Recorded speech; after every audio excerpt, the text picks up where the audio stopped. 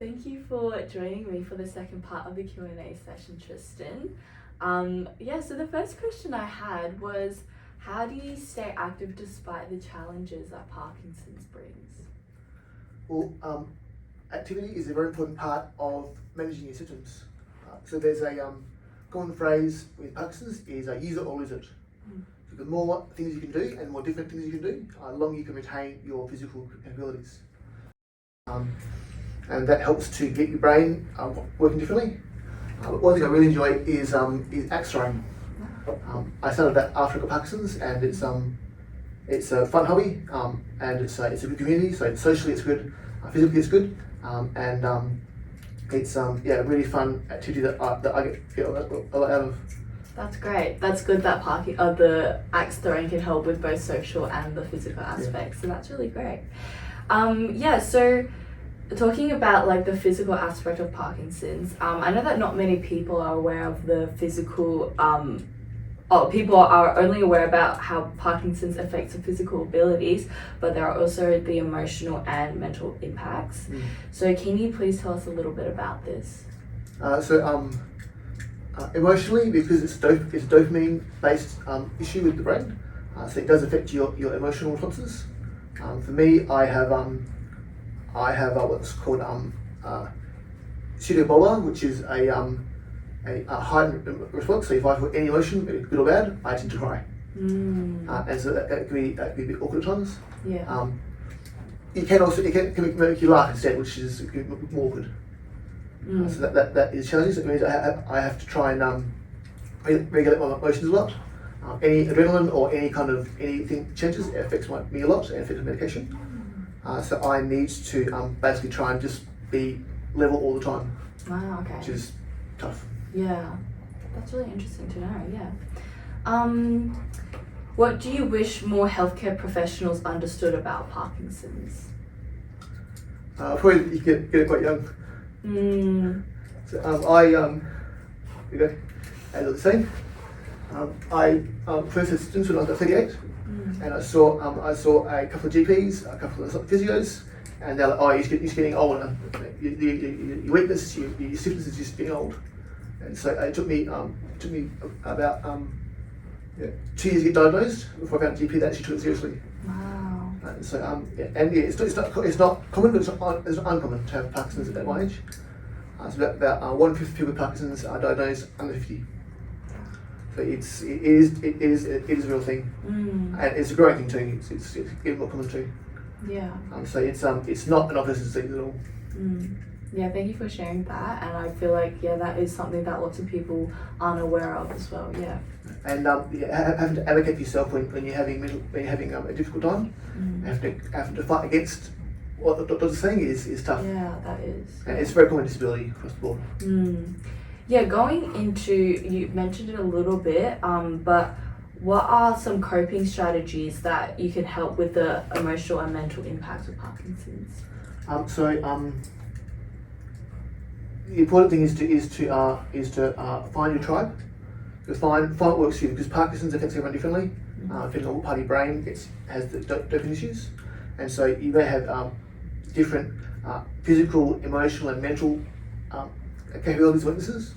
You have to find what works for you well as therapy, and also works for you as a positive too. Having a good support network is vital. So both professional in terms of your medical team, so your speech path, physio, GP, neuro. Obviously, I'm very lucky. My family is very supportive, and my work is too. So certainly, as a young onset Parkinson's person, there's a lot of pressure in the workplace to still perform well. And I'm lucky. My boss is very supportive, and so I can do what I need to do. Whereas a lot of people in my situation, they need to still perform at their best and hide the issues. Yeah. Which is really tough. That definitely is, but it sounds like you have a really great support system, which is amazing. Yeah. The next question I had is, you did mention one thing, but is there anything else that you wish people knew about Parkinson's? Maybe the broader population? I guess it's everyone's journey with Parkinson's is different. So I mentioned before that it depends on what part of your brain is affected, and so for me, I have a slow motion when I'm off, and it changes very fast. So medication goes from on to off within about minutes sometimes. Wow. And so I might look normal, and then I might not be able to walk within a minute. And that's tough. And yeah, it's like I might be trying to order coffee at a cafe, and suddenly I can't have my cup back afterwards. Or look very well. Wow. Yeah, so it's quite common with disabilities to have not obvious symptoms, and then the mental burden of trying to master as much as you can is difficult. And it's important just to be kind to people, because you don't know what they're going through day to day. Yeah. And so yeah, if I have a bad day and I can't talk well, or I can't walk well, it's tough. And particularly as a younger person with Parkinson's, I get weird looks a lot when I'm not functioning normally. Yeah. Thank you so much for sharing that. But I could only imagine how difficult that is, especially with your age as well, and it not being as common with younger people. Yeah. Would you say that the emotional and mental impacts of Parkinson's are more or less difficult than the physical, I suppose? Different. So it's a lot are because of the physical ones. So a lot of the mental and emotional impacts are from the physical issues, but you do also have the actual outright emotional mental impacts of the condition too. So it's a whole lifestyle thing. Your whole life, every single day, in every way.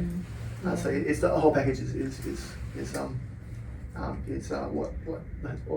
what the you can't unpick individual parts of it. It's really the whole experience is what matters. Yeah, and with each thing, they all kind of influence each other, interconnect. Yeah. Was there anything else you wanted to add? Just on the experience of being out in public with Parkinson's. Yeah. I got a cane a few weeks ago. Oh, okay. And it's funny, if I'm having a bad day and I can't walk well, and I use the cane to help me a bit, I can walk without it, but it makes it easier. But because it's a physical sign, I've got disability, I treat it very differently. Wow, that's very interesting. It's very profound. So if I have a cane and I have trouble talking or I can't walk well, people like they give me space and they offer help. Oh wow, okay. And I'm the same person, but it's okay to have disability if it's like flagged. Yeah, I definitely do see how that could be different when you're perceived differently by the public with and without a cane. Yeah. So I'm seeing that someone that needs help rather than someone that's just weird. And that's been a very profound difference I've noticed the last few weeks. Wow, yeah, that's really interesting to know. Yeah. I think that is all the time that we have for today. We shared some really interesting information there, and I learned a lot. So thank you so much, Tristan. Yeah, thanks for your help with the course too. Welcome. Thank you.